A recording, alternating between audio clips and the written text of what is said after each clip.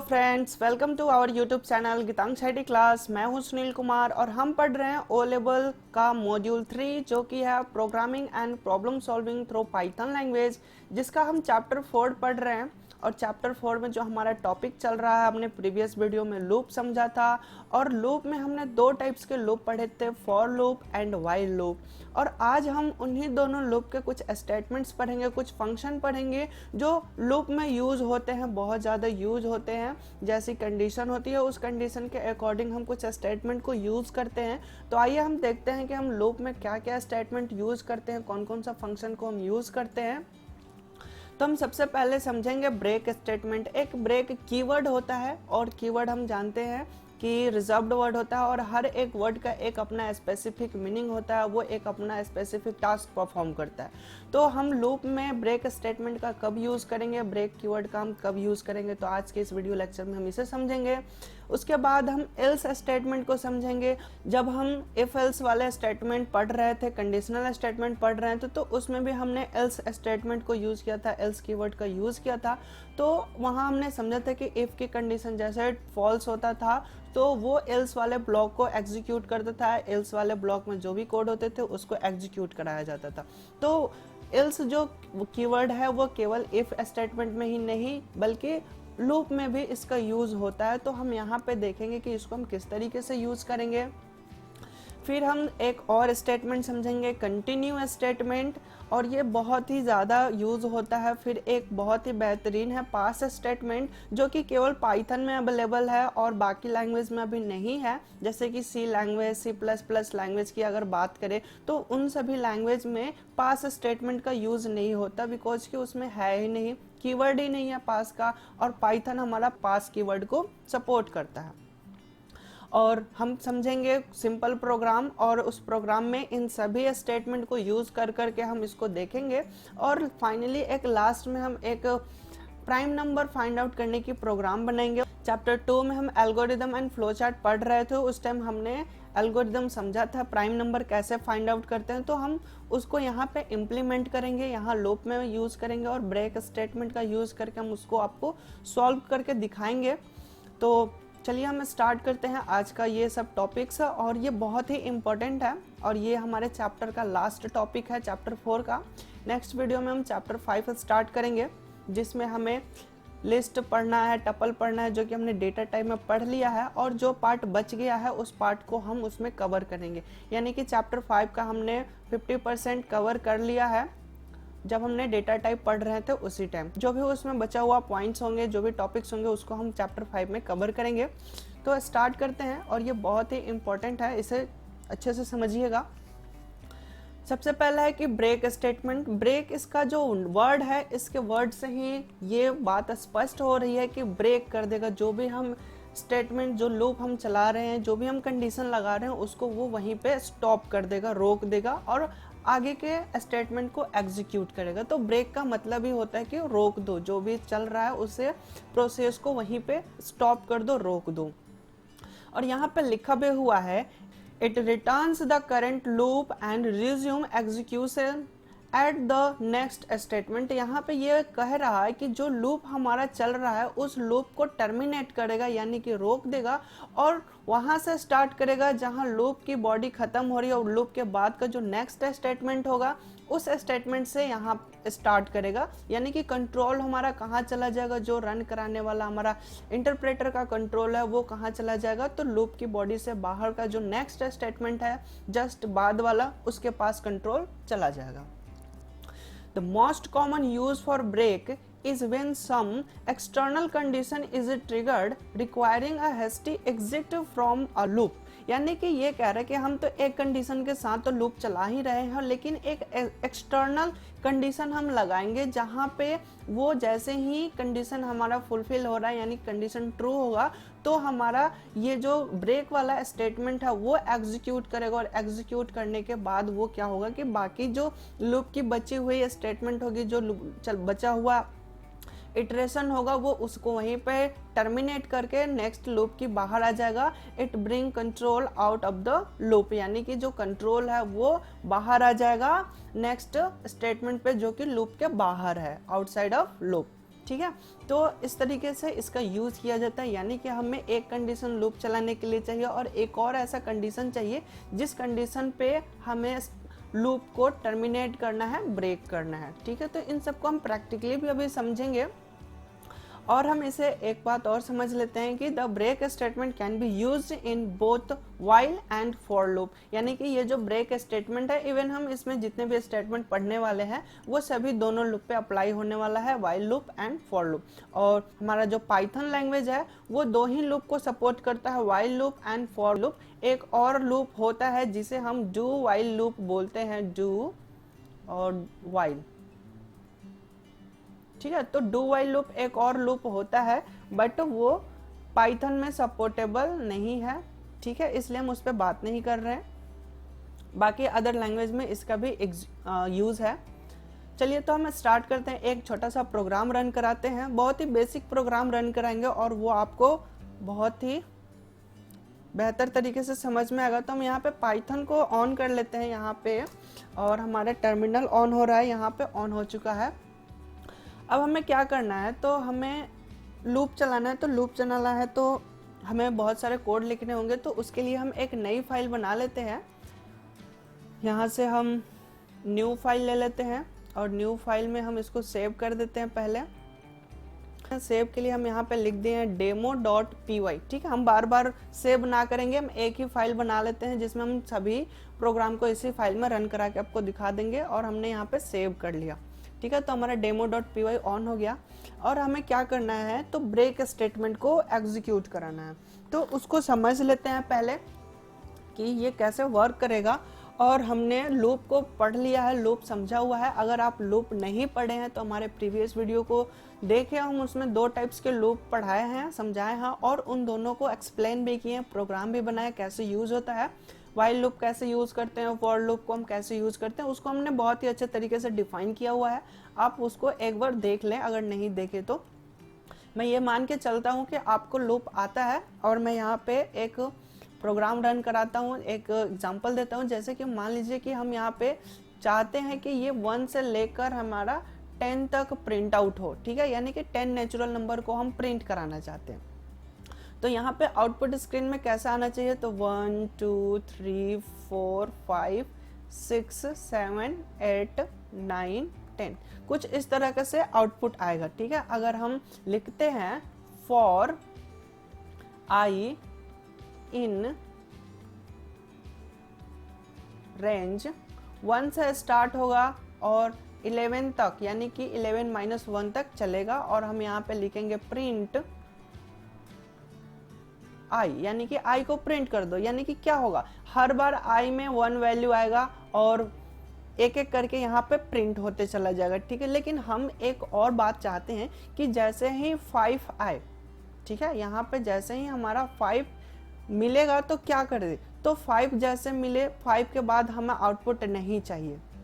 ठीक है, हम कुछ ऐसा चाहते हैं कि हमें 1 से लेकर 10 तक का तो प्रिंट कराना है, लेकिन अगर उसमें 5 आता है तो 5 आ जाए जैसे ही, तो बाकी के लाइन को एग्जीक्यूट ना करे। तो कुछ इस तरीके से हम चाहते हैं। तो अब हमें क्या करना पड़ेगा, तो हमें एक कंडीशन लगानी पड़ेगी, इफ अगर i की वैल्यू 5 के इक्विवेलेंट होता है तो वो स्टेटमेंट को ब्रेक, जो हमारा लूप चल रहा है उस लूप को ब्रेक कर दे। ठीक है, और जैसे ही ब्रेक करेगा तो वो बाहर आ जाएगा। यानी कि एक और मैसेज हम प्रिंट करा लेते हैं यहाँ पे कि एंड लूप। ठीक है, कुछ इस तरीके से हम प्रोग्राम बनाएंगे। तो आई होप कि ये क्लियर हो चुका होगा कि हमें क्या करना है। तो 1 से लेकर 10 तक पहले तो नेचुरल नंबर प्रिंट कराना है। चलिए हम इसको एक कोडिंग करके ही दिखाते हैं।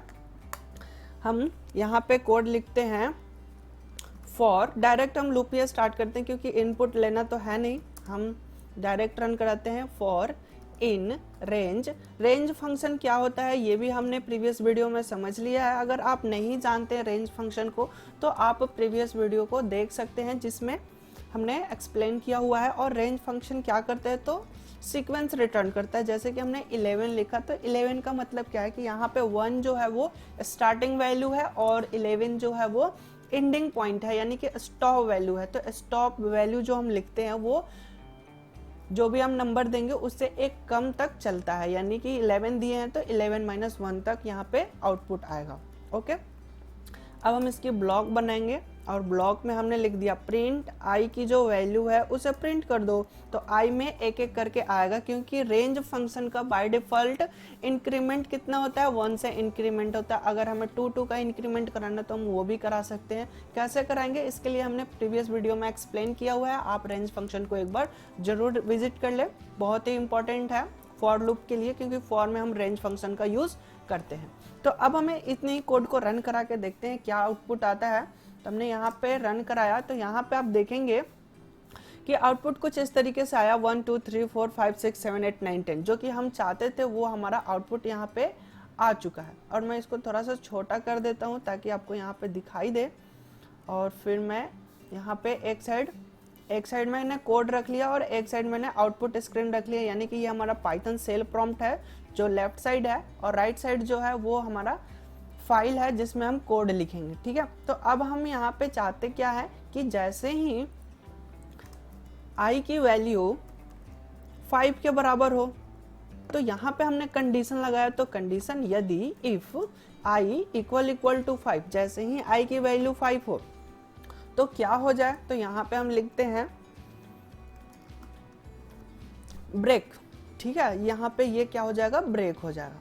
ठीक है, और यहाँ पे हमने एंटर किया और फिर हमने बाहर आ गए इफ की बॉडी से, और लूप की बॉडी से भी हम बाहर आ चुके हैं। और यहाँ पे हम लिखते हैं प्रिंट, यानी कि हम यहाँ लिख देते हैं लूप एंड, लिख देते हैं फॉर लूप एंड। ठीक है, इसे हम समझ लेते हैं। ये समझ में आया कि हमने कैसे लिखा कि यहाँ जो है एफ के ठीक नीचे क्या है, प्रिंट है। तो ये क्या है, तो फॉर लूप के बाहर है। फॉर लूप के अंदर कौन है, तो पी है, क्योंकि ये इसके राइट साइड में लिखा हुआ है, इसके बराबर में नहीं लिखा हुआ है। तो प्रिंट जो है ये फॉर लूप के अंदर है, और ये इसी के बराबर में इफ भी लिखा हुआ है। तो इफ की बॉडी क्या है, तो फॉर लूप के बॉडी के अंदर ये 2 लाइन लिखा हुआ है। ठीक है, और ब्रेक किसके अंदर है, तो ब्रेक इफ के अंदर है। ठीक है, समझ रहे हैं, ये इफ की बॉडी यहाँ पे बनी है, जैसे क्लोन ऑपरेटर हमने दिया तो ब्रेक स्टेटमेंट अब इफ की बॉडी में है। ठीक है, क्योंकि यहाँ पे आप देख सकते हैं इफ के राइट साइड में ये लिखा हुआ है, इफ के जस्ट नीचे नहीं लिखा हुआ, इफ के राइट साइड में लिखा हुआ है। थोड़ा सा स्पेस इंडेटेशन यहाँ पे बोलते हैं, ये इंडेटेशन को डिनोट करता है स्पेस, जो यहाँ पे हमने फ्रंट में स्पेस दिया हुआ है, ये ऑटोमेटिक आ जाता है, जैसे आप एंटर बटन प्रेस करोगे ये आ जाएगा। और सिंपल हमने ब्रेक लिख दिया, और ब्रेक लिखते ही ये अपना वर्किंग परफॉर्म करेगा। तो आइए हम इसको रन करा के देखते हैं। रन कराने का जो शॉर्टकट किया है हमारा F5 है, हमने F5 बटन प्रेस किया तो ये सेव करने के लिए कह रहा है, हमने ओके किया, सेव किया। तो यहाँ आप देखेंगे आउटपुट में कि 1 आ गया, 2 आ गया, 3 4 5, और 5 जैसे ही आया तो ये क्या होगा कि फॉर लूप एंड, यहाँ पे हमने एन छोड़ दिया था स्पेलिंग में, तो यहाँ पे एंड हो चुका है, यानी कि फॉर लूप हमारा खत्म हो चुका है। ठीक है, अगर मैं ब्रेक नहीं लगाता या फिर हमने इफ स्टेटमेंट नहीं लगाता, या फिर हम ब्रेक को यहाँ पे साइलेंट कर देते हैं, ब्रेक हमने कमेंट कर दिया। कमेंट में क्या होता है कि जो भी लाइन हमारा कमेंट होता है वो एग्जीक्यूट नहीं करता है। अब हम F5 कराते हैं, और यहाँ पे इफ की बॉडी आ रही थी इसलिए हम इसको भी यहाँ पे कमेंट कर देते हैं। ठीक है, अब हम रन कराते हैं, अब हमारा प्रोग्राम सही है। अब देखिए कि यहाँ 1 से लेकर 10 तक प्रिंट करने के बाद हमारा फॉर लूप एंड हुआ, बट यहाँ जैसे ही हमने ब्रेक स्टेटमेंट लिखा था तो वो क्या हुआ था कि जैसे ही हमारा थर्ड कंडीशन ट्रू हुआ था तो वो कंडीशन ट्रू होने के साथ ही हमारा लूप क्या हो गया, एंड हो गया। ठीक है, इसको हम एक बार डायग्राम से समझा देते हैं कि यहाँ पे क्या हुआ होगा, क्योंकि डायग्राम से समझना बहुत ही आसान है। अगर डायग्राम से आपका कंसेप्ट क्लियर हो चुका है तो यहाँ पे आप सब कुछ समझ सकते हैं। तो हम एक बार समझा देते हैं, जैसे कि i की वैल्यू इनिशियली 1 है। ठीक है, इसको कहाँ तक चलना है, तो 11 - 1 तक, यानी कि 10 तक चलना है। और यहाँ पे जैसे ही हमारा कंट्रोल आया p के फर्स्ट लाइन पे, तो फर्स्ट लाइन में क्या हो गया, तो आउटपुट हमारा यहाँ पे आ रहा है, सपोज कि आउटपुट है यहाँ पे आ चुका है 1। फिर कंट्रोल आया इफ के पास, तो यहाँ पे क्या करेगा, इफ को चेक करेगा कि क्या i 5 के इक्विवेलेंट है। तो यहाँ पे हमारा i कितना है, 1 है, तो 1 इक्विवेलेंट यहाँ 1 है, क्या 1 बराबर है 5 के, तो नहीं, यहाँ पे फॉल्स हुआ। तो जैसे ही ये फॉल्स हुआ तो अब हमारा जो कंट्रोल है वो कहाँ जाएगा, तो यहाँ ये जो ब्रेक लिखा हुआ ये कब चलेगा, जब ये कंडीशन ट्रू होगा। तो यहाँ तो फॉल्स हो चुका है, तो फॉल्स होने के बाद अब इसकी जो फॉर की बॉडी है वो अब नहीं है, ये जो प्रिंट लिखा हुआ है ये फॉर की बॉडी के बाहर है। तो अब ये फिर कंडीशन ऊपर जाएगा, फिर ये क्या होगा कि यहाँ से अब फिर अप साइड में चला जाएगा। अप साइड जाने का मतलब क्या है कि रेंज फंक्शन में वो एक वैल्यू इंक्रीज करेगा, जो कि इसका बाय डिफॉल्ट इसका प्रॉपर्टी है एक से इंक्रीमेंट करना। तो अब i की वैल्यू कितनी हो चुकी है, 2 हो चुकी है। फिर कंट्रोल यहाँ आएगा प्रिंट के पास, तो प्रिंट के पास आएगा तो हमारा आउटपुट क्या होगा, तो अब 2 हो जाएगा। फिर चेक करेगा कि क्या 2 5 के इक्विवेलेंट है, तो यहाँ पे फिर फॉल्स हो गया। तो फिर फॉल्स जैसे ही हुआ तो फिर ये ऊपर से जाएगा। ठीक है, ये कब तक लूप चलेगा, तो फिर यहाँ पे 11 तक चलेगा, 11 - 1 तक, लेकिन बीच में हमने एक और कंडीशन दिया है 5, तो एक बार और ये चलेगा। इस बार क्या हो चुका है, i की वैल्यू 3 हो चुकी है। और फिर ये यहाँ पे कंडीशन प्रिंट करना है, तो प्रिंट यहाँ पे 3 हो चुका है। फिर इफ चेक करो कि क्या 3 5 के बराबर है, तो नहीं है, तो फिर i को बढ़ाओ, तो i अब यहाँ पे 4 हो चुका है। और जैसे ही 4 हुआ और प्रिंट कर दो, फिर कंट्रोल प्रिंट के पास आएगा तो ये 4 प्रिंट कर देगा। प्रिंट करने के बाद फिर चेक करेगा तो यहाँ पे 4 हो चुका है, तो 4 5 के इक्वल नहीं है, तो फिर कंडीशन फॉल्स हो गया, तो फॉल्स हो गया तो फिर i बढ़ा दो। तो इस बार i की वैल्यू कितनी हो चुकी है, 5 हो चुकी है। ठीक है, तो फिर अब कहाँ आएगा प्रिंट, और जो कंट्रोल है वो फिर प्रिंट पे आएगा। तो जैसे ही आएगा यहाँ पे i प्रिंट हो जाएगा, तो i यहाँ पे हमारा 5 हो चुका है। और 5 होने के बाद कंडीशन चेक होगा कि क्या i 5 के इक्विवेलेंट है, तो i में भी कितना है, तो 5 है। तो अब यहाँ पे चेक होगा 5 इक्विवेलेंट यानी कि इक्वल टू 5, तो हाँ कंडीशन यहाँ पे ट्रू होगा। तो जैसे ही ये कंडीशन ट्रू होगा तो कंट्रोल कहाँ आएगा, ब्रेक के पास। और जैसे ही ये एग्जीक्यूट होगा ब्रेक स्टेटमेंट, तो क्या होगा कि फॉर की जो रिमेनिंग है, यानी कि यहाँ पे हमें लास्ट 10 तक चलाना था i को, लेकिन i अभी 5 ही है, तो ये यहीं पे ब्रेक हो जाएगा। यानी कि अब ये ऊपर ना जाकर कंट्रोल अब कहाँ जाएगा, तो जो नेक्स्ट लाइन है प्रिंट वाला, अब ये यहाँ पे कंट्रोल हमारा आ जाएगा और यहाँ पे ये प्रिंट कर देगा फॉर लूप एंड। तो जैसे कि यहाँ पे आप देखें कि अब यहाँ पे नेक्स्ट लाइन जो हमारा प्रिंट होगा वो एंड वाला लाइन प्रिंट हो जाएगा। ठीक है, आई होप कि ये क्लियर हो चुका होगा कि ये कैसे वर्क कर रहा है। और मैं यहाँ पे आपको आउटपुट भी दिखा दूँ, तो यहाँ पे आपका आउटपुट जो आया था वो कुछ इस तरीके से आया था 1 2 3 4 5 एंड 5 के बाद जैसे ही हमने लिखा था तो यहाँ पे एंड हो चुका था। एक बार और मैं इसको रन करा देता हूँ ताकि क्लियर हो जाए। ये देखिए यहाँ पे 1 2 3 4 5 एंड फॉर लूप एंड, जैसे कि हमने ड्रॉ किया था ठीक वैसे ही यहाँ पे आउटपुट आ रहा है, यानी कि जो हमारा कोडिंग था प्रॉपर तरीके से वर्क कर रहा है।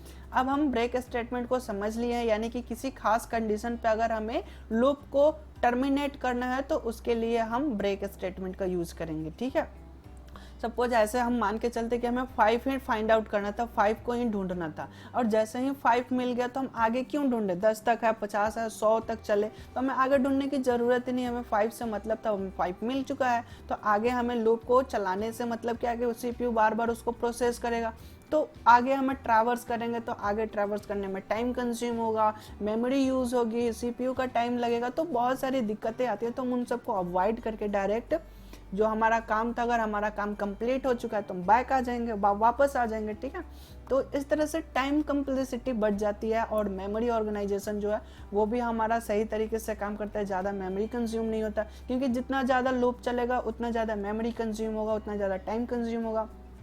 तो हम बीच में ही लूप को टर्मिनेट करना चाहते हैं तो उसके लिए हम ब्रेक स्टेटमेंट का यूज़ करेंगे। आई होप कि ये चीज़ क्लियर हो चुकी है, और क्यों यूज़ करते हैं ये भी हमने बता दिया है। तो अब हम समझते हैं नेक्स्ट अपने पॉइंट को। तो यहाँ हमारा ब्रेक स्टेटमेंट हो चुका है, बीच में ही किसी भी लूप को टर्मिनेट करना है तो उसके लिए हम ब्रेक स्टेटमेंट का यूज़ करते हैं। अब बहुत ही बेहतरीन है एल्स अभी तक या फिर सी लैंग्वेज अदर लैंग्वेज में एल्स का यूज़ जो होता था वो इफ़ के साथ ही होता था। तो अब हम एल्स स्टेटमेंट को समझते हैं। Python allows the else keyword to be used with the for and while loop too. यानी कि else जो कीवर्ड है उसे हम दोनों लूप में यूज कर सकते हैं, while loop and for loop दोनों में इसका यूज हो सकता है। The else block appears after the body of the loop, यानी कि जो भी हम बॉडी बना रहे हैं, लूप की बॉडी बना रहे हैं या फिर while की बॉडी बना रहे हैं, तो उसके बाद में हम इसका यूज करते हैं। यानी कि else स्टेटमेंट जो होगा ये वाइल लूप या फॉर लूप के बाद ही हम इसका बॉडी बनाएंगे। जैसे कि हमने इफ में समझा था कि इफ बॉडी पहले बनाते हैं फिर एल्स बॉडी बनाते हैं, एल्स पार्ट बनाते हैं, तो उसी तरह से पहले वाइल की बॉडी बनेगी, वाइल की जो स्टेटमेंट्स होगी वो ऊपर होगी, फिर उसके नीचे ही हम एल्स स्टेटमेंट का यूज कर सकते हैं। क्योंकि the statement in the else block will be executed after all iteration are completed, यानी कि यहाँ पे कह रहा है कि हम इसको बाद में क्यों यूज करते हैं कि जब हमारा वाइल की बॉडी चल रहा होता है और वो पूरी तरह से एग्जीक्यूट कर गया, यानी कि बीच में कोई इंटरप्शन नहीं आया, यानी कि बीच में कोई ब्रेक स्टेटमेंट नहीं आया, तो अगर वो पूरी तरह से चल गया, पूरी कंप्लीट चल गया, यानी कि जो हमारा एक्सपेक्टेड वैल्यू था, यानी कि 1 से लेकर अगर 10 तक हमें चलाना था और ये 10 तक पूरी तरह से ये चल चुका है, पूरा लूप अपना कंप्लीट कर लिया है और अपने आप ये टर्मिनेट हुआ है, तभी एल्स का बॉडी एग्जीक्यूट करेगा, अदरवाइज ये एग्जीक्यूट नहीं करेगा। ठीक है, वही चीज यहाँ पे लिखा हुआ है, the statement in the else block will be executed after all iteration are completed. अगर इटरेशन कंप्लीट नहीं होता है तो एल्स की पार्ट नहीं चलेगा, एल्स बॉडी नहीं चलेगा। The program exists the loop only after the else block is execute। और यहाँ पे लिखा भी हुआ है कि जो हमारा प्रोग्राम में लूप है और लूप जैसे ही एग्जिट करेगा तो एग्जिट करने के बाद ही एल्स ब्लॉक चलेगा। और ये एक बार एल्स बॉडी चल गई, इसका मतलब क्या है कि हमारा जो लूप है वो पूरी तरह से कंप्लीट हो चुका है, हम लूप से बाहर आ चुके हैं, यानी कि एल्स बॉडी चल गई यानी कि हम लूप से बाहर आ चुके हैं, अब हम दोबारा लूप के अंदर नहीं जा सकते। ठीक है, तो ये इसकी कंडीशन है और इसको देखते हैं कैसे यूज करते हैं। तो हम चलते हैं अपने प्रोग्राम पे और इसको हम यहाँ पे समझते हैं कि कैसे होगा। तो जैसे कि यहाँ हम समझते हैं कि अगर ये हमारा पहला वाला प्रोग्राम था, हम इसी को समझते हैं।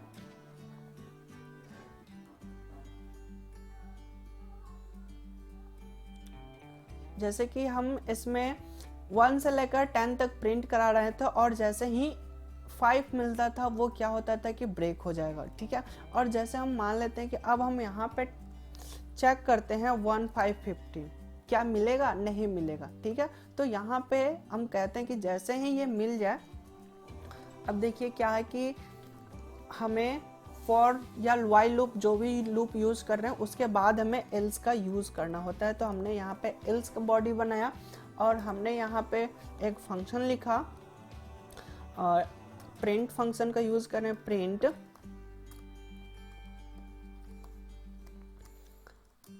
और हमने लिखा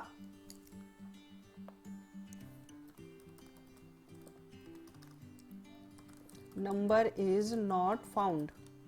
ठीक है, यानी कि जैसे ही हमारा, अगर हम नंबर ढूंढ रहे हैं किसे तो 1515 को ढूंढ रहे हैं और हमारा रेंज क्या है 1 से लेकर 10 तक ही है, और यहाँ पे देखिए कि ये प्रिंट तो करेगा और जैसे ही अगर 15 मिल जाएगा तो वो ब्रेक कर जाएगा, और ब्रेक कर गया इसका मतलब क्या है कि हमने जबरदस्ती इसको ब्रेक किया है और हमने फोर्स किया है लूप के ऊपर कि अब तुम ब्रेक करो, और जैसे ही ये ब्रेक करेगा हमारा जो एल्स बॉडी है ये एग्जीक्यूट नहीं करेगा।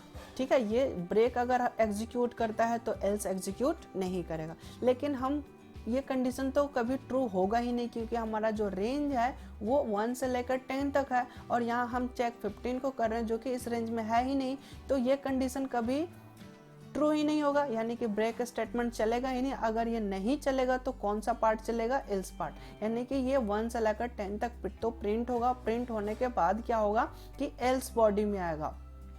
एल्स की क्या कंडीशन है एक बार सही से सुन लीजिए कि ये हमारा लूप है, अगर लूप अपना पूरा इटरेशन कंप्लीट कर लेता है, अपने आप ये जब टर्मिनेट होगा रेंज खत्म होने के बाद, तब ये एल्स बॉडी की एग्जीक्यूशन होगा, तब ये एल्स बॉडी इल्स में जो भी स्टेटमेंट लिखा हुआ है ये एग्जीक्यूट करेगा। अगर ये बीच में हमने फोर्स किया है, इसको टर्मिनेट किया है, ज़बरदस्ती इसको ब्रेक किया हुआ है, तो ये इल्स की बॉडी जो है वो नहीं चलेगा। ठीक है, इस चीज़ को आपको ध्यान रखना है, उसके हिसाब से आपको कोडिंग करना है। तो यहाँ पे अगर 15 नहीं मिलेगा तो यहाँ पे क्या प्रिंट करेगा, नंबर इज नॉट फाउंड। तो इसको हम एक बार एग्जीक्यूट करके दिखाते हैं, तब आपको और भी बेहतर समझ में आएगा। तो हम यहाँ पे रन कराते हैं और यहाँ पे आप देखिए कि यहाँ पे 1 2 3 4 5 6 10 तक तो प्रिंट कर दिया, क्योंकि रेंज हमने 10 ही दिया था। और जो हम चेक कर रहे हैं नंबर, वो नंबर हमारा 15 है और 15 यहाँ पे मिला ही नहीं। और नहीं मिला तो यहाँ पे क्या आ रहा है, फॉर लूप एंड। और हमारा जो लास्ट लाइन लिखा हुआ है कि यहाँ पे लूप जो है वो एंड हो चुका है। अब हम एक और चीज यहाँ पे कर देते हैं, जैसे कि हम यहाँ पे लिखते हैं 20, यहाँ पे हम लिख देते हैं 21, यानी कि ये 20 तक एग्जीक्यूट करेगा, है ना। जैसे ही इसको 15 मिलेगा, 15 मिलने के साथ ही ये ब्रेक करेगा। तो ब्रेक करेगा तो क्या हो, तो ये प्रिंट नहीं होना चाहिए हमारा, है ना। तो अब हम इसको रन कराते हैं और यहाँ पे देखिए कि 1 से 15 तक प्रिंट किया और 15 इसको जैसे ही मिल गया वो ब्रेक कर दिया। और ब्रेक करने के बाद हमारा जो लूप से बाहर की बॉडी है, प्रिंट फॉर लूप एंड, तो यहाँ पे प्रिंट हो चुका है for loop and. I hope कि ये क्लियर हो चुका होगा। यानी कि अगर बॉडी समझने में दिक्कत आ रही है आपको, तो इंडिटेशन को आप ध्यान में रखें कि फॉर के बाद का जो लाइन लिखा हुआ है, ये कुछ गैप के बाद लिखा हुआ है, तो ये फॉर की बॉडी है। अगर ये ब्रेक की बात की जाए तो ब्रेक किसके अंदर लिखा हुआ है, तो इफ के अंदर लिखा हुआ है। इफ के थोड़ा सा राइट साइड शिफ्ट करके लिखा हुआ है, तो ये जो ब्रेक है ये इफ की बॉडी है। ठीक है, अब एल्स की बात की जाए तो इफ के बाहर है या अंदर है, तो ये लेफ्ट साइड में है। और फॉर के साथ है तो ये क्या है, तो फॉर बॉडी तो इसके यहीं तक है। बॉडी का मतलब कि उसके अंदर होना चाहिए, अगर बाहर है तो वो उसकी बॉडी नहीं है। तो इल्स की अगर बात की जाए तो यहाँ पे इसकी जो ये लाइन लिखा हुआ है ये इल्स की बॉडी है। ठीक है, यहाँ पे ये जो हमने प्रिंट लिखा था ये किसकी बॉडी है, तो इल्स की बॉडी है। ब्रेक किसकी बॉडी है, तो ये इफ की बॉडी है। ठीक है, और ये दो लाइन किसकी बॉडी है, तो ये फॉर लूप की बॉडी है। यहाँ क्लियर है, ठीक है। तो हमने एल्स को समझ लिया कि एल्स का यूज हम फॉर के साथ कहाँ लिखते हैं। तो इसको आप इसके बॉडी के अंदर नहीं लिखेंगे, इसके बाहर लिखेंगे। ठीक है, यानी कि इसके एंडिटेशन में इस तरीके से आपको नहीं लिखना है, इसको आपको बाहर लिखना है। ओके, तो अब हम अपने नेक्स्ट पॉइंट को समझते हैं। एल्स स्टेटमेंट चल रहा था हमारा, एल्स समझ चुके हैं कि जैसे ही हमारा लूप अपने आप टर्मिनेट हो तभी एल्स की बॉडी चलेगी। अगर बीच में कोई ब्रेक स्टेटमेंट चल गया है, यानी कि फोर्सली हमने लूप को टर्मिनेट किया है, तो ये एग्जीक्यूट नहीं करेगा। और नेक्स्ट जो है ये बहुत ही यूजफुल है, कंटिन्यू। कंटिन्यू का मतलब क्या है, इसे समझते हैं। जैसे कि हमारी कोई लूप चल रहा है, ठीक है, यहाँ पे हमारा लूप हो गया, लूप यहाँ एल है और इसकी कुछ स्टेटमेंट लिखी हुई है। ठीक है, और यहाँ पे हमने लिख दिया है कंटिन्यू, और कंटिन्यू और फिर इसकी कुछ बॉडी है, यानी कि ये सब क्या है, तो लूप की बॉडी है यहाँ पे ये सारे। तो जैसे ही ये लाइन एग्जीक्यूट होगा, ये लाइन एग्जीक्यूट होगा, ये लाइन एग्जीक्यूट होगा, और कंटिन्यू के पास आएगा, तो कंटिन्यू क्या करेगा, ये ऊपर ट्रांसफर कर देगा, बिगिनिंग में ट्रांसफर कर देगा, यानी कि लूप के स्टार्टिंग में ट्रांसफर कर देगा। ये दो लाइन को एग्जीक्यूट नहीं कराएगा। अगर कंटिन्यू नहीं चलता है तो ये दोनों लाइन एग्जीक्यूट करेंगे। ठीक है, यानी कि लूप को कंटिन्यू कर दो यहीं से, यानी कि इसके बाद का जो पार्ट है उसे हमें प्रिंट नहीं करना है, अब हमें डायरेक्ट ऊपर को लेके चले जाओ।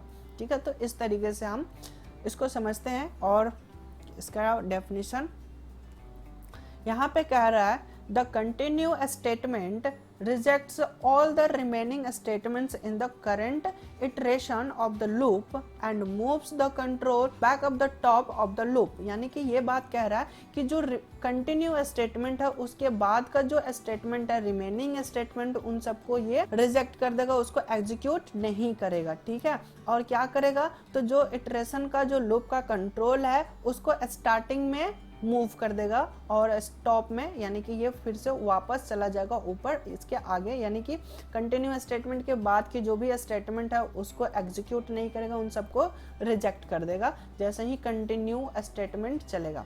और ब्रेक में क्या होता था कि जैसे ही ब्रेक होता था तो ब्रेक भी आगे के लाइन को एग्जीक्यूट नहीं कराता था, बट ये ब्रेक ऊपर ना भेज के ये नीचे भेज देता था, यानी कि लूप के बाहर भेज देता था। ये बात क्लियर है। ब्रेक और कंटिन्यू में कभी कभी डिफरेंस भी आता है, क्योंकि ब्रेक अगर स्टेटमेंट चलता है और इसके नीचे कोई स्टेटमेंट है और ऊपर स्टेटमेंट है तो ऊपर वाला तो इजी से चल जाएगा, बट ब्रेक जैसे ही होता है तो ब्रेक के बाद का जो स्टेटमेंट है रिमेनिंग तो ये एग्जीक्यूट नहीं होगा। ब्रेक जैसे ही करेगा तो लूप हमारा एंड हो जाएगा, ठीक है, एंड हो जाएगा, और एंड करने के बाद जो हमारा कंट्रोल है वो लूप के बाहर आ जाएगा नेक्स्ट स्टेटमेंट में। लेकिन अगर कंटिन्यू चल रहा है, कंटिन्यू का मतलब क्या है कि वो लूप को एंड नहीं करेगा, वो लूप को रीस्टार्ट कर देगा,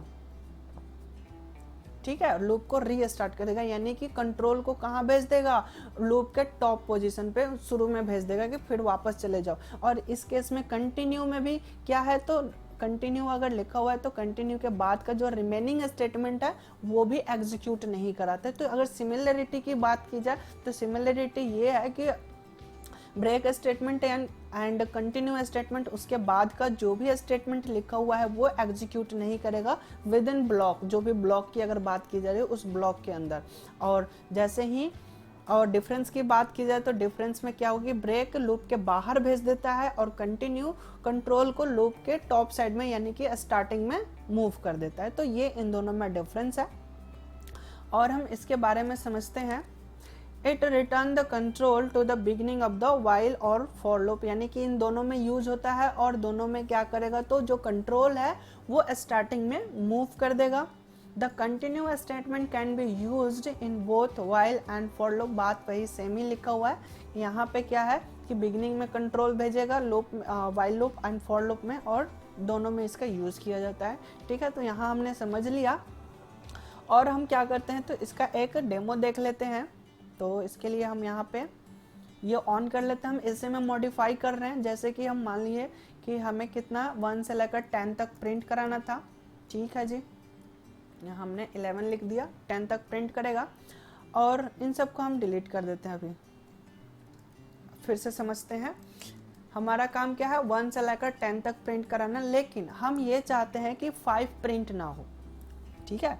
तो हमारा आउटपुट किस तरीके से आए, तो आउटपुट हमारा 1 2 3 4 6 7 8 9 10, तो कुछ इस तरीके से हमारा आउटपुट आए, लेकिन यहाँ जो 5 है वो 5 मिसिंग होना चाहिए, 5 हमारा प्रिंट ना हो।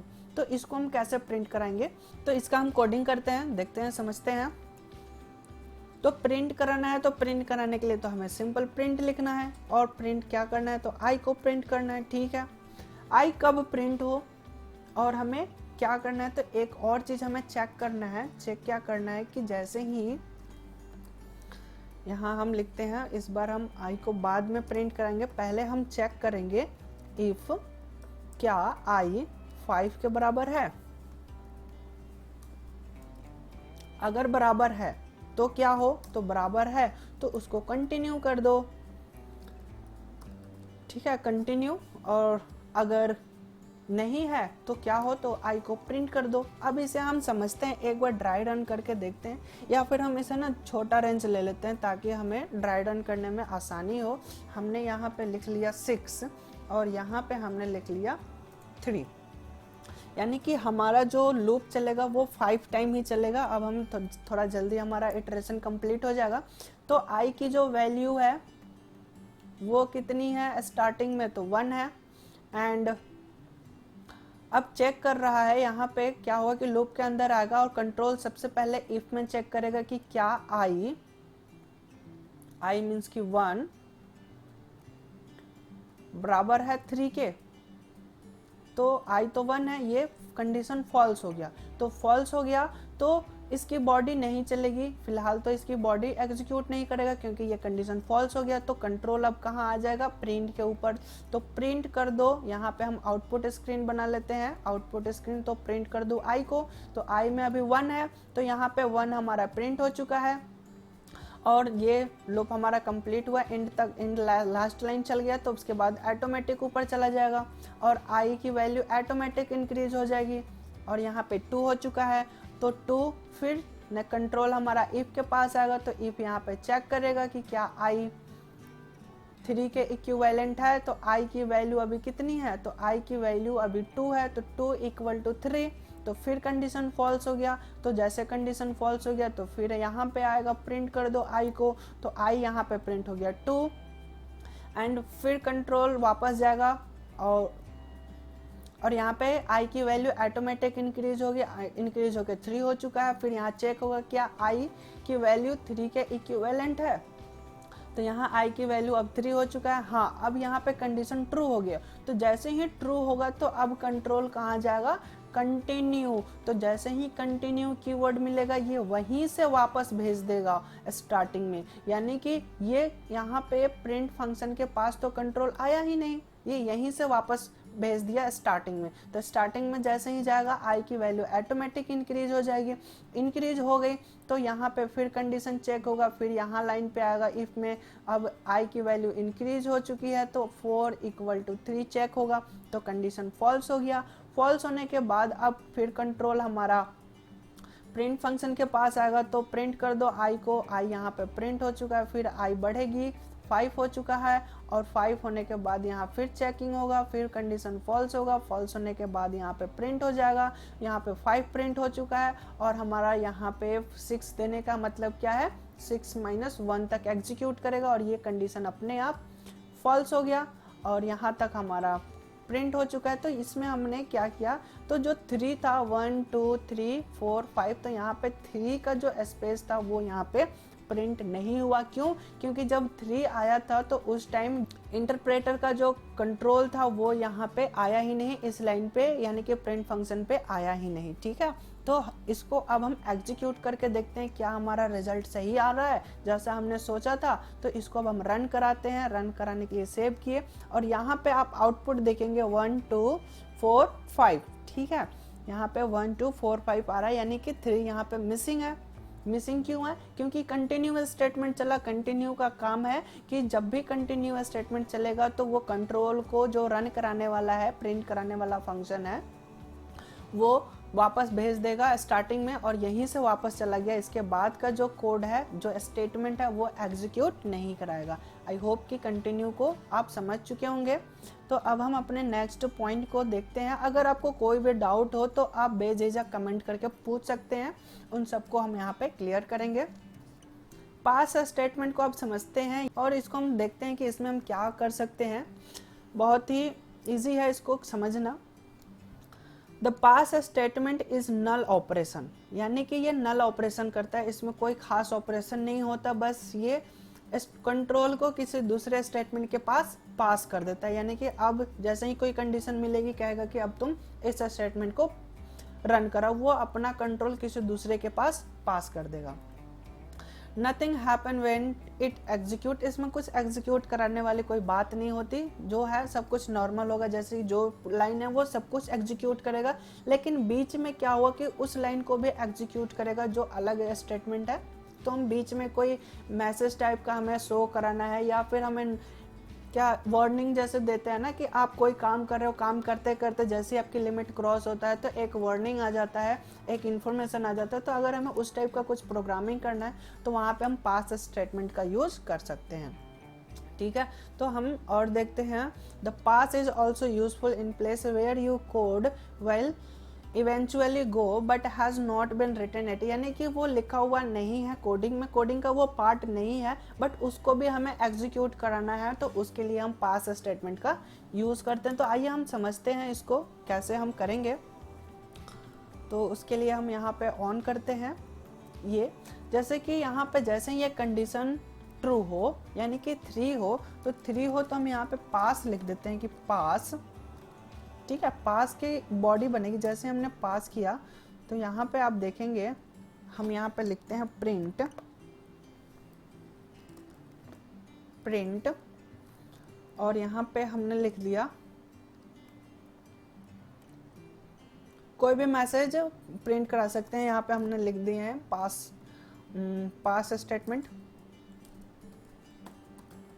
ठीक है, तो यहाँ पे क्या होगा कि जैसे ही i की वैल्यू 3 होगी तो ये 3 होगा तो ये पास करेगा, और पास में क्या होगा तो पास क्या करेगा तो इस स्टेटमेंट के पास कंट्रोल को भेज देगा। ठीक है, यानी कि ये भी चलेगा और ये भी चलेगा। इसमें ये ऐसा नहीं है कि जो रिमेनिंग स्टेटमेंट है इसको छोड़ देगा, ऐसा कुछ नहीं। यहाँ पे 1 2 3 तक तो प्रिंट करेगा और जैसे ही 3 मिलेगा तो वो इसको पास करेगा नेक्स्ट स्टेटमेंट के पास। तो नेक्स्ट स्टेटमेंट यहाँ पे है कि पास स्टेटमेंट।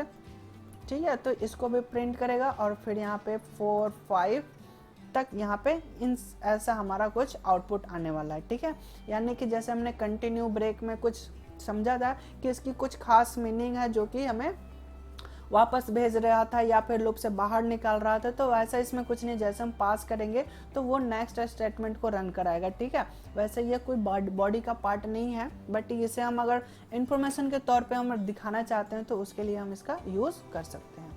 ठीक है, तो अब हम इसको समझते हैं और यहाँ पे हम और इसको रन कराते हैं, तो रन कराते रहें।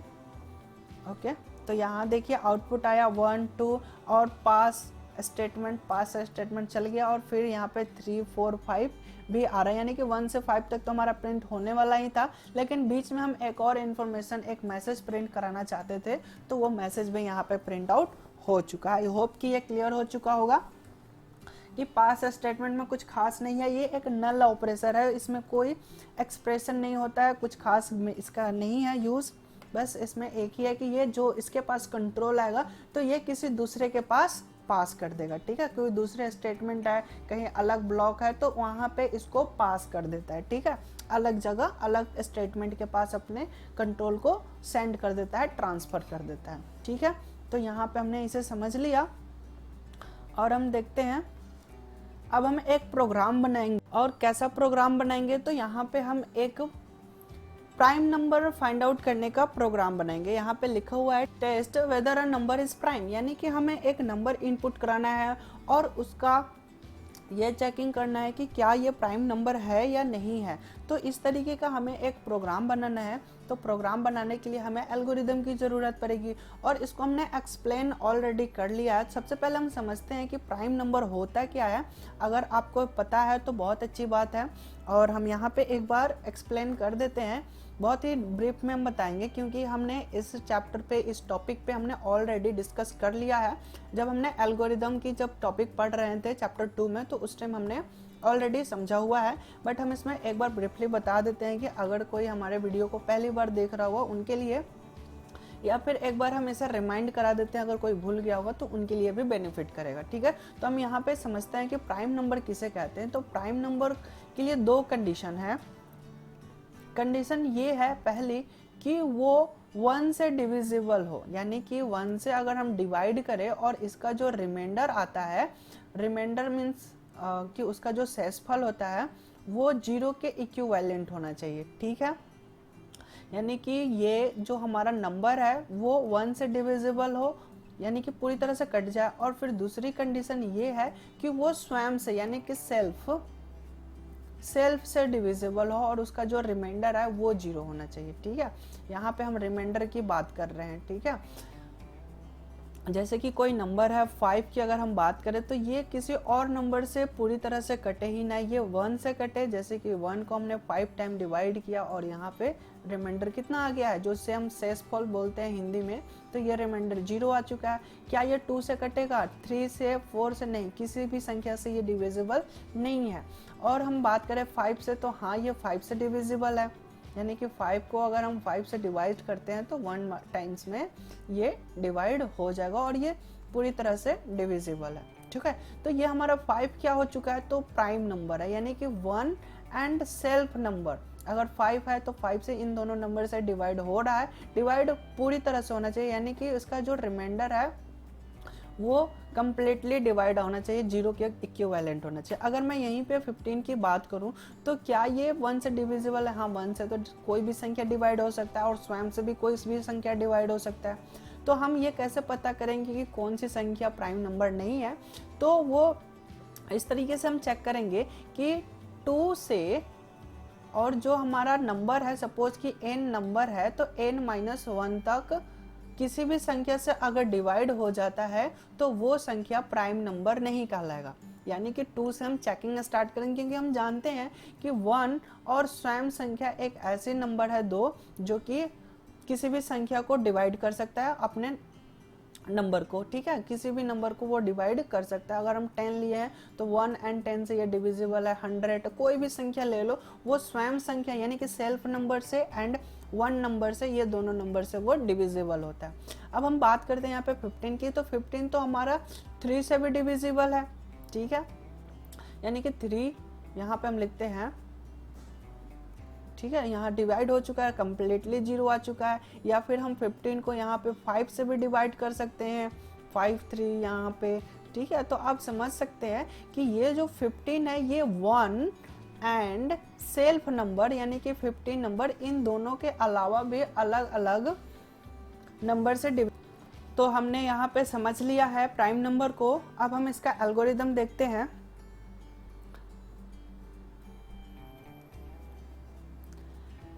एल्गोरिदम यहाँ पे जो हमने स्टेप को समझाया था वही स्टेप को यहाँ पे लिखा हुआ है और इस प्रोग्राम को व्हाइल लूप के थ्रू सॉल्व किया गया है।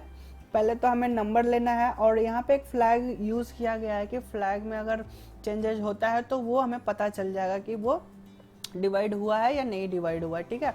और हमें स्टार्टिंग कहाँ से करना है, तो 2 से डिवाइड करना है, स्टार्ट करना है। एंड कब तक करना है, जब तक कि आई नम से लेस देन नहीं हो जाता, ठीक है। यानी कि जो हमारा नम अगर 5 है तो 5 से हमें छोटा रखना है, यानी कि 5 से 1 हमें कम ही रखना है, ओके। तो यहाँ तक ये पूरी एल्गोरिदम है, कैसे हमें एग्जीक्यूट कराना है। तो यहाँ पे पूरी कोडिंग यहाँ पे लिखी हुई है, आप इसे देख देख के भी आप टाइप करेंगे तो भी आपका रन हो जाएगा। वैसे हम इन सभी को एक्सप्लेन किए हुए हैं और हम इसको एक बार रन भी कराएंगे, ठीक है। इसका हम फ्लो चार्ट देखते हैं। तो फ्लो चार्ट में भी ये रखा हुआ है, स्टार्ट है, डिफाइन करना है कौन कौन से वेरिएबल की ज़रूरत पड़ेगी और हमें इनपुट लेना है। तो इनपुट लेंगे तो हम किस वेरिएबल में इनपुट लेंगे, यहाँ पर थर्ड स्टेप में लिखा हुआ है टेक अ नंबर इन नम जो वेरिएबल हम यहाँ पे डिफाइन कर रहे हैं इसमें हम इनपुट लेंगे। इनपुट लेने के बाद हम यहाँ पे कंडीशन लगाएंगे कि आई लेस देन नम तक चलना चाहिए, ठीक है। एंड यहाँ पे आई की जो वैल्यू है इसको हम नम को डिवाइड करते रहेंगे और आई की वैल्यू कितनी है, स्टार्टिंग में 2 है और 2 में हम एक एक करके इंक्रीमेंट करते चलेंगे और ये डिवाइड होते जाएगा।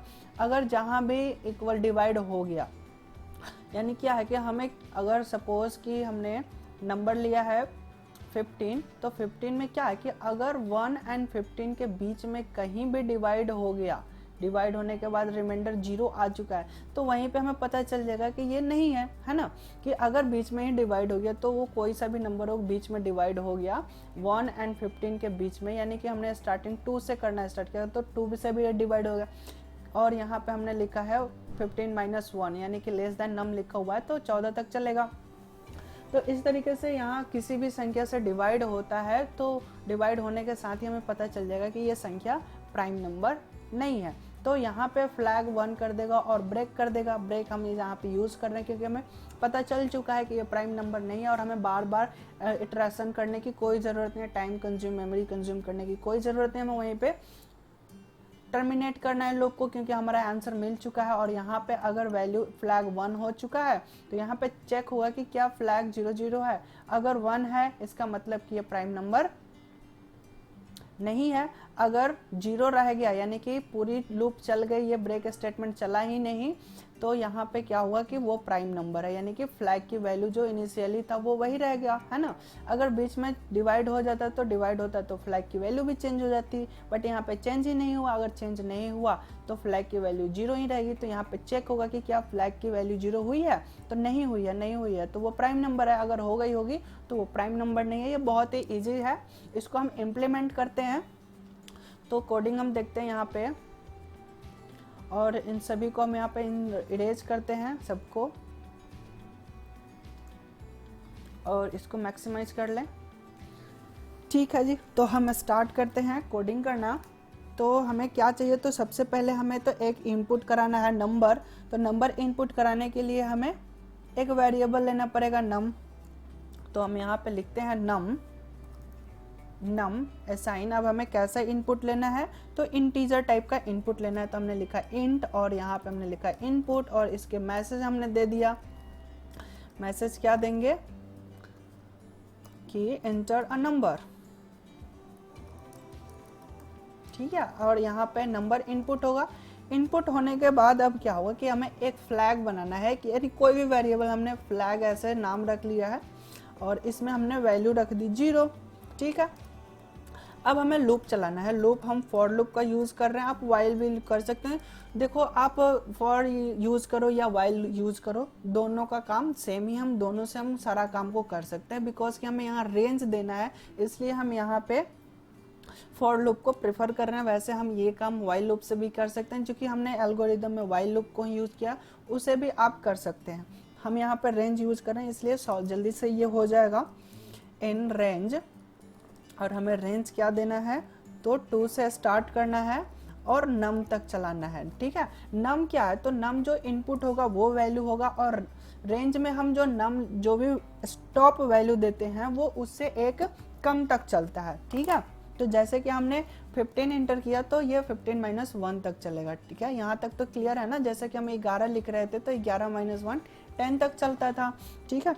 तो यहाँ पे हम नम लिख देंगे, क्योंकि नम से हमें एक कम ही चलाना है, क्योंकि अगर हम सेम वैल्यू रख देंगे तो वो तो वहाँ पे डिवाइड हो ही जाएगा।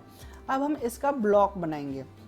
अब इसके बॉडी में हमें क्या करना है, तो अब हमें चेक करना है कि क्या ये प्राइम नंबर है। तो ये कैसे चेक होगा, तो हम यहाँ पे लिखेंगे इफ और इफ की क्या होगी कंडीशन, की जो नंबर इनपुट किया गया है उसको डिवाइड करो। किससे डिवाइड करना है, तो हमारा 2 से तो स्टार्ट करना है। तो 2 किस में है, तो आई में है, तो हमने यहाँ पे आई लिख दिया। वेरिएबल हम यहाँ पे इसलिए यूज़ कर रहे हैं क्योंकि इसकी वैल्यू चेंज होती रहेगी। अगर हम यहाँ पर 2 लिख देते तो क्या होता, ये तो हमेशा 2 ही रहता, चेंज कैसे होता, चेंज ही नहीं होता। बट वेरिएबल हम यहाँ पे आई यूज़ कर रहे हैं इसीलिए क्योंकि हम बार बार वेरिएबल में वैल्यू असाइन करेंगे और उससे हम बार बार डिवाइड करेंगे। यानी कि इनिशियली 2 है और फिर जैसे ही लूप होगा तो एक इंक्रीज करेगा, 3 होगा, 4 होगा, 5 होगा, 6 होगा। इस तरीके से जो भी हम नंबर इनपुट करेंगे उसके अकॉर्डिंग तक ये चलेगा क्या। और हमें चेक किससे करना है, अब यहाँ पे हम मॉडुलो ऑपरेटर यूज़ कर रहे हैं। तो मॉडुलो ऑपरेटर हम जानते हैं कि रिमाइंडर देता है, यानी कि शेषफल देता है डिवाइड करने के बाद, और वो अगर 0 के बराबर है, ठीक है, तो क्या हो, यहाँ पे हमने दे दिया कॉलन, इसकी बॉडी बनाते हैं। अगर वो 0 के बराबर हो गया, यानी कि बीच में कहीं भी डिवाइड हो गया, तो सबसे पहले क्या करें कि फ्लैग की जो वैल्यू है उसको चेंज कर दो, ठीक है। यानी कि 0 था, अब क्या हो चुका है, 1 हो चुका है, ठीक है। और यहीं पे ब्रेक कर दो। अगर फर्स्ट टाइम में ही कट गया तो हमें बार बार चेक करने की कोई ज़रूरत नहीं। एक बार भी कट गया गलती से भी तो वो हमारा प्राइम नंबर हो गया। यहाँ पे गलती होने की चांस ही नहीं है क्योंकि हमने स्टार्टिंग ही 2 से किया। अगर 1 से किए होते तो हमेशा ये कोई भी नंबर देते वो 1 पे ही कट जाता, इसलिए 2 से स्टार्ट किए हैं, ठीक है। तो यहाँ पे हो चुका हमारा इफ ब्लॉक। हमने यहाँ पे फाइंड कर लिया कि अगर कट गया तो ये हमारा ब्लॉक, ये जो नंबर है ये प्राइम नंबर नहीं है। अब हमें यहाँ पे फिर से एक बार चेक करेंगे कि क्या फ्लैग की वैल्यू चेंज हुई है। फ्लैग जो हमारा है क्या वो चेंज हुई है, अगर 0 के बराबर है, अगर कोई चेंजेस नहीं हुआ होगा तो क्या हो, तो प्रिंट कर दो कि दिस नंबर इज प्राइम। यानी कि हम यहाँ पे सिंपल लिख देते हैं प्राइम नंबर, ठीक है। और अगर ये चेंज हो गया होगा यानी कि कंडीशन फॉल्स होता तो यहाँ पे क्या प्रिंट करना है, नॉट प्राइम नंबर।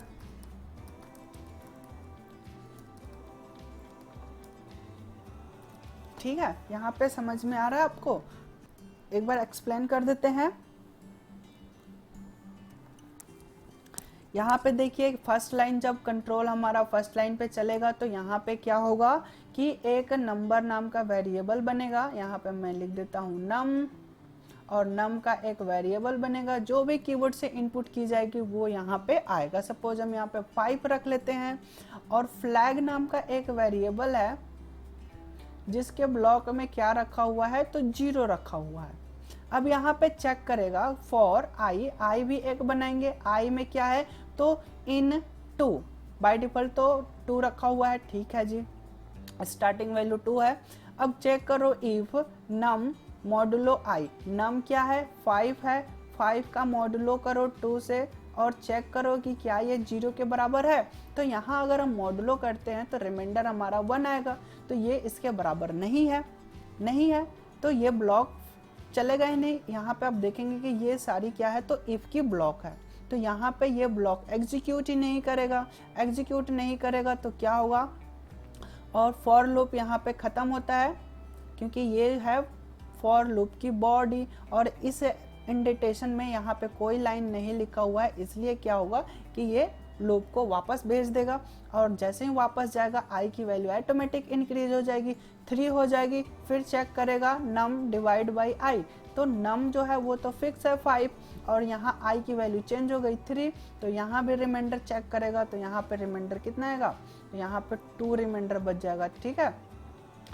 क्योंकि 3 1 जा 3 होगा, रिमाइंडर 2 बचेगा। फिर यहाँ पे चेक होगा नहीं ये 0 इक्विवेलेंट टू नहीं है, तो नहीं है तो ठीक है, फिर कंडीशन फॉल्स हो गया, इफ की बॉडी नहीं चलेगी, नहीं चलेगी तो हमारा फिर जो लूप है वो फिर से चलेगा, तो फिर से जब लूप चलेगा फिर आई की वैल्यू बढ़ेगी, इस तरह से 4 हो जाएगा और यहाँ पे 4 हो जाएगा, 4 से रिमाइंड करेगा, फिर यहाँ पे रिमाइंडर 1 आएगा, फिर चेक करेगा नहीं है, नहीं है तो फिर आई की वैल्यू इंक्रीज होगी और इस बार इंक्रीज नहीं होगा, क्यों नहीं होगा, क्योंकि ये जो हमारा नम है वो 5 है, तो 5 - 1 ही तक तो चलेगा, 4 तक ही चलेगा, 5 तो आएगा ही नहीं, और जैसे ही नहीं चलेगा तो ये ऑटोमेटिक जो कंट्रोल है यहाँ के इफ के चेकिंग के बाद वो ऑटोमेटिक यहाँ पे आ जाएगा नेक्स्ट स्टेटमेंट पे। तो नेक्स्ट स्टेटमेंट जो है वो है if flag is equal to check, अब फिर से चेक करेगा कि क्या फ्लैग की जो वैल्यू है वो 0 के बराबर है, तो फ्लैग में अभी 0 ही है, हाँ 0 के बराबर है, तो दिस नंबर इज प्राइम, यानी कि 5 हमारा कौन सा नंबर हो गया, तो ये हमारा प्राइम नंबर हो गया, ठीक है।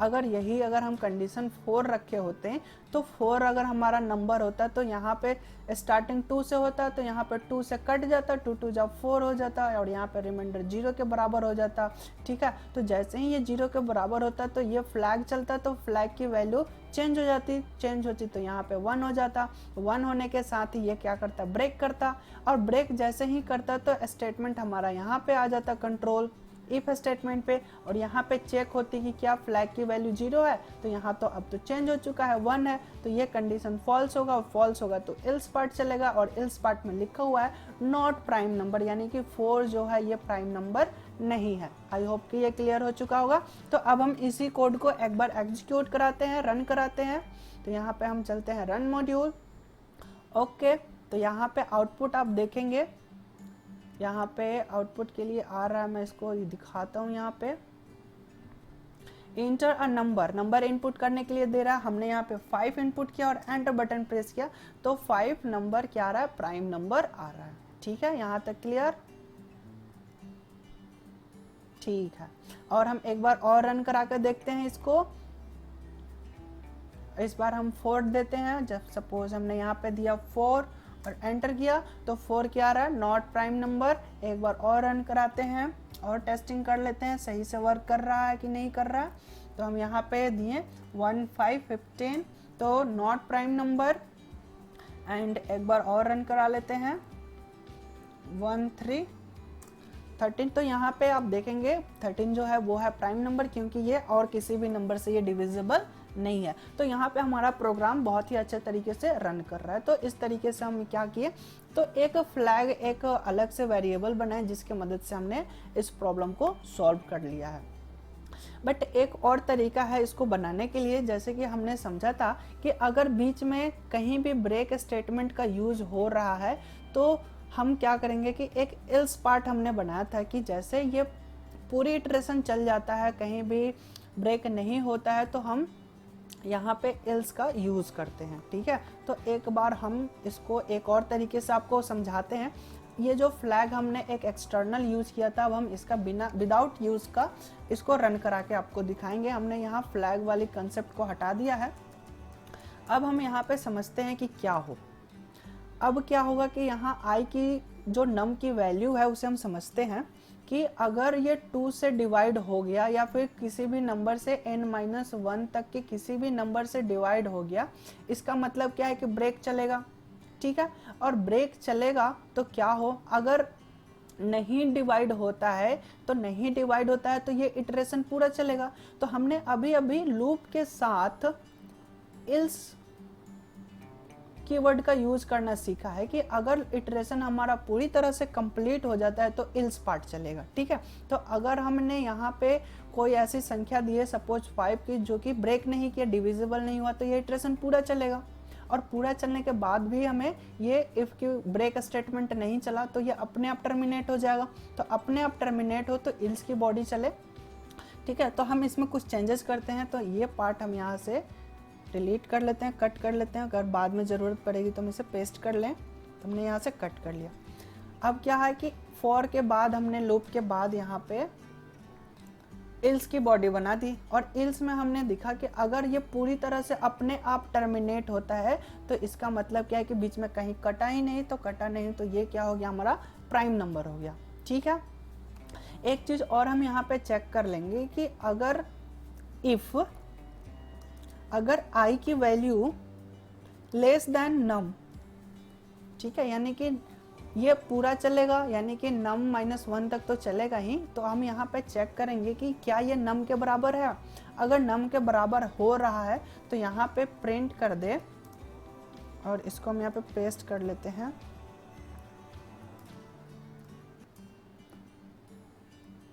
ठीक है, प्रिंट कर दो नॉट प्राइम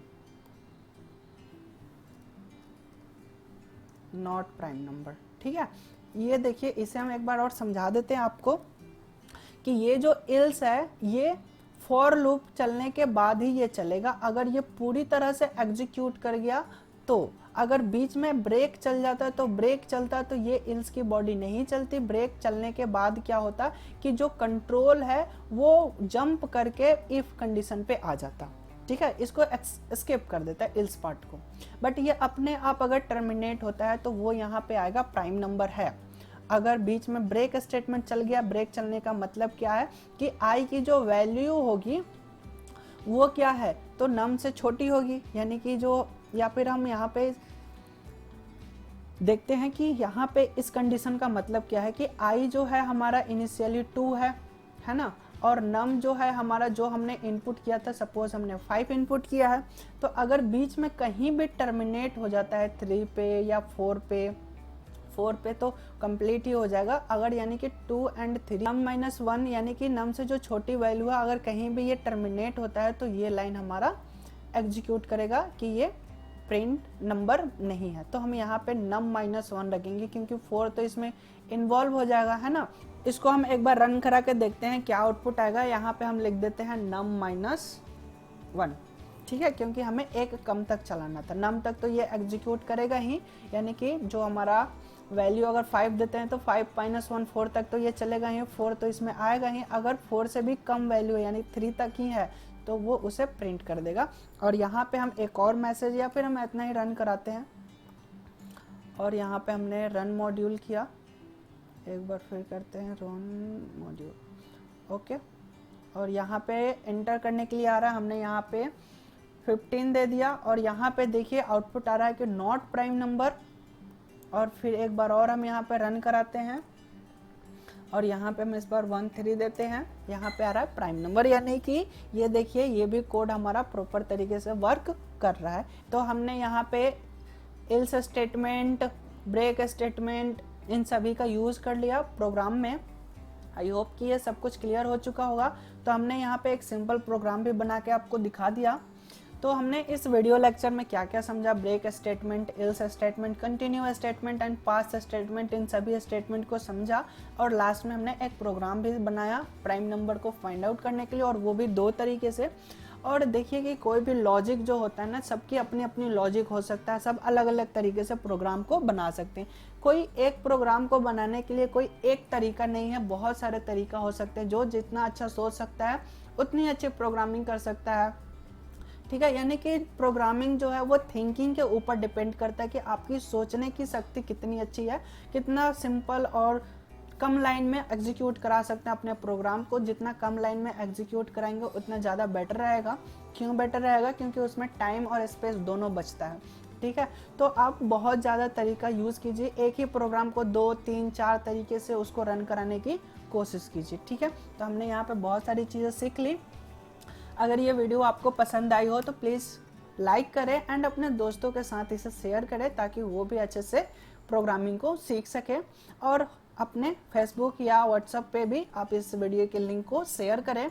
अगर आप हमारे यूट्यूब चैनल पर नए हैं तो हमारे चैनल को सब्सक्राइब करें एंड बेल आइकन प्रेस करें ताकि जब भी कोई वीडियो अपलोड हो तो नोटिफिकेशन सबसे पहले आपके पास पहुंचे। Thanks for watching this video.